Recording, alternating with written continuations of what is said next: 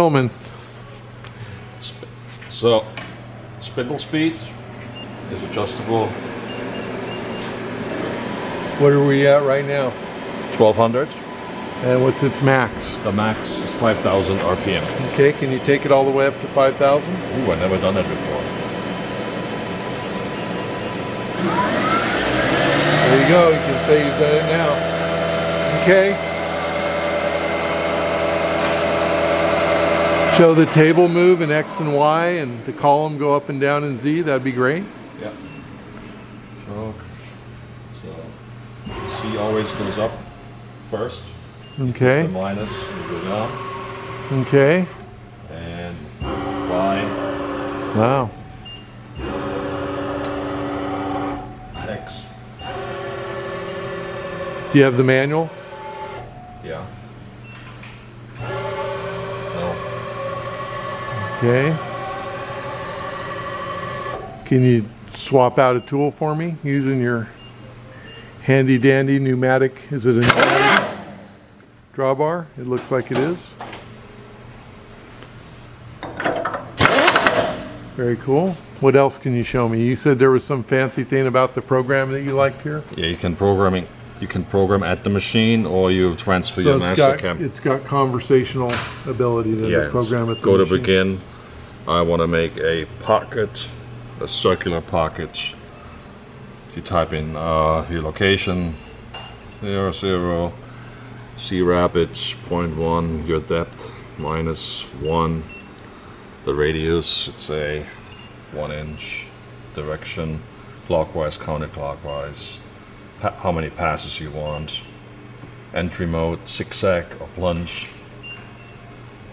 Finish cut if you want to leave 5,000s on there, RPM 1500, finish RPM 1800, say 1800 or 800. The C feed rate, X, Y, and Z feed rate. What are your maximum feed rates?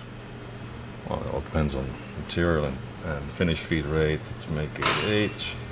And what tool, and that is important because now you go into the setup for the tool table and your tool number 1 is red, and that means you have to give it a diameter in here. Let's say it's a 0.5 end mill, and now you can look at the tool path. Wow, very exciting. In X, Y, and Z, or 3D. So that's how easy it is to quickly program a circular pocket.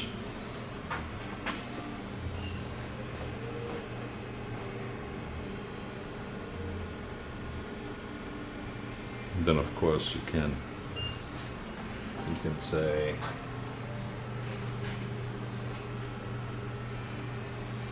insert event.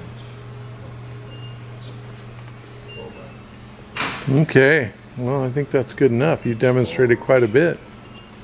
I appreciate it. Thank you. Yeah, it has other options.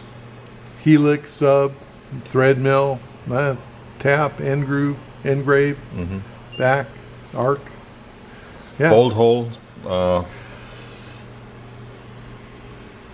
And then, of course, what you can do if you have a job with lots of drill pattern, you can do this here. You go to the system and switch to 2 axis. Oh, okay. I switch to 2 axis, and now if I write a program like position drill, RPM 1200, tool 1, and now another position drill. Let's say I'm at 5 inches in. Y is the same. Into incremental. It remembers the speed and it remembers the tool. Wow. And how long did it take you to learn all the programming on it? Not very long.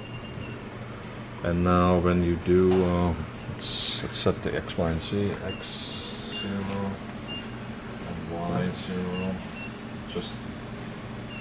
And now when you run it in 2D mode, is Are you going to run it here? Yeah. So I say go, asks me to load the tool, turn on the spindle, and now set C means now you can do your drill, Okay. and you say go.